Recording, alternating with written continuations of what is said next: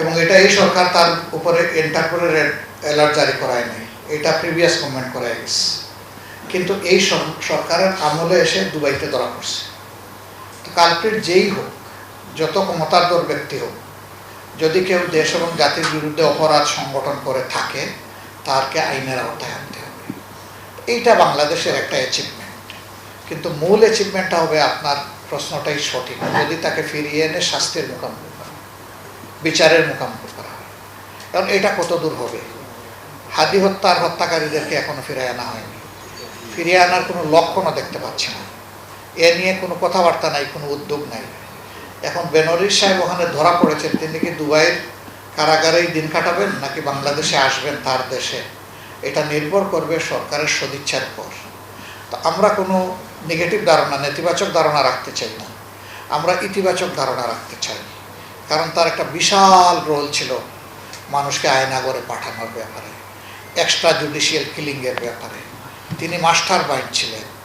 এমনকি 5 আগস্টের পরে দেশ থেকে পালিয়ে গিয়েও দেশে অস্থিরতা সৃষ্টির জন্য তার অনেকগুলা অডিও ক্লিপ ফাঁস হয়েছে, তিনি উস্কানিমূলক বক্তব্য দিয়েছেন। সেই রকম মানুষকে তো অবশ্যই আইনের আওতায় আনা উচিত। আমরা সংসদে আজকে তো খুব সবাই অভিনন্দিত হয়েছে, ভালো, কিন্তু আসল অভিনন্দন এটা না। আসল অভিনন্দন হবে আইনের আওতায় তাকে আনা এবং বাংলাদেশে ফিরিয়ে আনা।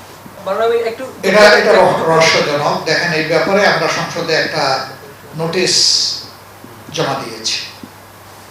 এই নোটিশ জমা দেওয়ার পরে আজকের কার্যতালিকায় এটা আলোচ্য বিষয় ছিল, কিন্তু কালকে ওই নোটিশ উগ্র করে আনুষ্ঠানিক আরেকটা নোটিশ দেওয়া হয়েছে যে এটা কার্যতালিকা থেকে উগ্র করা হলো।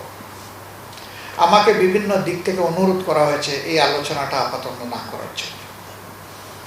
আমি করব, আমাকে যদি নোটিশের ভিত্তিতে না দেন আমি পয়েন্ট অফ অর্ডারে দাঁড়াবো, আমার মুখ যদি বন্ধ করে দেন আমি ওয়াক আউট করবো, তখন আমি জনগণের পার্লামেন্টে চলে আসবো, যেখানে স্পিকার সাহেবের আমার অনুমতি লাগবে না।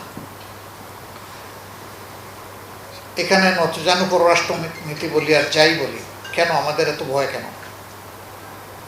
এদেশের স্বাধীনতা সার্বভৌমত্বের জন্য 350 পার্লামেন্ট সদস্যের চাইতে দায়িত্ববী কুড়িগ্রাম, নীলফামারী আর লালমনিরহাটের সাধারণ লঙ্গি পরা মানুষের দায়িত্ব তো আমাদের বেশি। সেই মানুষগুলা যদি খালি হাতে বুকের বোতাম খুলে দিয়ে সীমান্তে চলে যেতে পারে বিজিবির সহযোগী হওয়ার জন্যে, তাহলে সংসদের ভিতরে আমরা আলোচনা করতে ভয় পাচ্ছি কেন? আমরা বিস্মিত। আমরা এটা ছেড়ে দেব না, আমরা আলোচনা করব।